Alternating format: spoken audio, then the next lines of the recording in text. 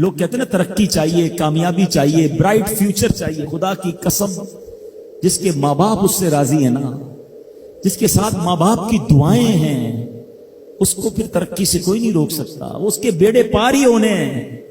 اور ساری دنیا واہ واہ کر رہی، ماں باپ پریشان ہے، وہ برباد ہی ہونا ہے. ماں باپ کو تنگ نہ کرو، بالخصوص ماں کی قدر کرو. ماں کا کوئی نیبل بدل نہیں ہے. اور یہ دعا دے دے تو بندہ کدھر پہنچ جاتا ہے. اچھا پھر آج کل ایک اور ٹرینڈ چلا ہے، کسی بھی طرح کا زندگی میں مقام بڑھ گیا نا، مشہور ہو گیا، اب وہ ماں باپ پر بھی روک جما رہا ہوتا ہے. پتہ نہیں میں کتنا بڑا آدمی ہو گیا ہوں، اب میں آپ کی خدمت کہاں سے کروں گا بھائی، ٹائم ہی کہاں ہے میرے پاس. ان کو کبھی یہ روب مت جمانا. ارے آج اگر کچھ بن بھی گئے ہو نا، یہ انہی کی دعائیں تھیں، اور ان کو کہہ رہے ہو بڑا آدمی ہو گیا. حضرت موسیٰ کلیم اللہ علی نبینا علیہ الصلوۃ والسلام، کتنا بڑا مرتبہ ہے. اور آپ نے ایک بار اللہ کریم کی بارگاہ میں عرض کیا، مولا مجھے جنت میں اپنا پڑوسی دیکھنا ہے. ارشاد کیا ہوا کہ اے موسیٰ، جنت میں تیرا جو پڑوسی ہے وہ ایک فلاں علاقے کا کسائی ہے. آپ حیران ہو گئے، آپ نے کہا مولا مجھے ملنا ہے. ایڈریس بتایا گیا، آپ چلے گئے وہاں پر. ایک نوجوان نے دروازہ کھولا، آپ اندر گئے. گھر میں گئے تو دو بوڑھے ماں باپ، بوڑھی شخصیات تھی. انہوں نے حضرت موسیٰ کو دیکھا، آپ کی رسالت کی گواہی دی، اور دونوں دنیا سے چلے گئے. وہ نوجوان کسی کام سے گیا، جب واپس آیا اپنے دونوں والدین کو دیکھا کہ دونوں کا انتقال ہو گیا ہے. تو کہا ہو نہ ہو آپ حضرت موسیٰ علیہ الصلوۃ والسلام ہیں. حضرت موسیٰ نے کہا میں نے تو نہیں بتایا کہ میں کون ہوں، تمہیں کیسے پتا چلا؟ کہا میرے ماں باپ روزانہ دعا کرتے تھے کہ یا اللہ اس وقت تک موت نہ دینا جب تک حضرت موسیٰ کا دیدار نہ کر لیں. آپ ہمارے گھر آئے ہیں، آپ کو انہوں نے دیکھا ہے، یہ چلے گئے دنیا سے، آپ ہی حضرت موسیٰ ہیں. حضرت موسیٰ نے فرمایا بتاؤ کچھ اور بھی دعا کرتے تھے؟ کہا ہاں، میں اپنے بوڑھے ماں باپ کیونکہ چبا نہیں سکتے تھے، روز ان کو دیوالے چبا چبا کر کھلاتا تھا، اور جب بھی کھانا کھلاتا تھا نا، میری ماں دعا کرتی تھی یا اللہ میرے بیٹے کو جنت میں موسیٰ کا پڑوسی بنا دینا. حضرت موسیٰ کہتے بیٹا تیری ماں کی دعا قبول ہو گئی ہے، تو ہی جنت میں میرا پڑوسی ہے.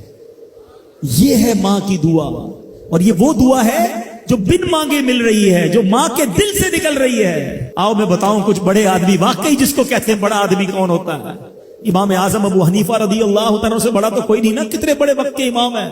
مگر آپ کی والدہ ایک مسجد کے امام صاحب سے انسپائر تھی، مقرر تھے، وہ اچھے بیان کرتے تھے. تو آپ کو وہ کہتی کہ جاؤ وہ امام صاحب سے مسئلہ پوچھ کے آؤ. خود مفتی اعظم ہیں، امام ہیں کروڑوں حنفیوں کے. ماں کو یہ نہیں کہا کہ ماں پتہ نہیں میں کتنا بڑا مفتی ہوں، تم مجھے مسجد کے امام کے پاس بھیج رہی ہو.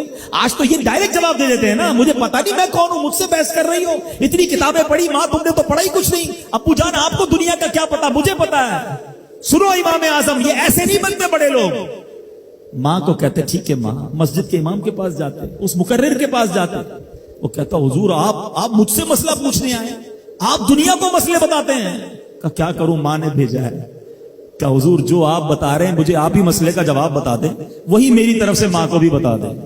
ایک بار ماں نے کہا کہ میں خود جا کر پوچھوں گی، پھر بھی امام اعظم نے منع نہیں کیا. اچھا کئی میل کا سفر تھا. امام ابو یوسف کہتے ہیں ہم نے خود دیکھا کوفہ کی گلیوں میں کہ امام اعظم اس خچر یا اس سواری کے لگام تھامے ہوئے ہیں، ماں اس پر سوار ہے اور وہ بازار میں اسے لے کے جا رہے ہیں. ماں کو یہ نہیں کہا کہ ماں تم مجھے تکلیف دے رہی ہو، وہ میرا شاگردوں کا بھی شاگرد ہے، اس کو کیا پتا جو مجھے پتا ہے. اللہ اکبر. ماں جاتی ہیں، مسئلہ پوچھتی ہیں، واپس آتی ہیں، امام اعظم ماں کو کچھ نہیں کہتے. یہ ہوتا ہے ماں کی فرما برداری. آج دیکھو دنیا ان کے گن گا رہی ہے. سیدنا بایزید بستامی رضی اللہ تعالیٰ عنہ کتنا بڑا نام ہے، اولیاء کے سردار ہیں. دیکھو ماں کی خدمت کیسی کرتے تھے. آپ کی والدہ نے سردیوں کی رات تھی، سخت سردی کی رات، آپ سے پانی مانگا.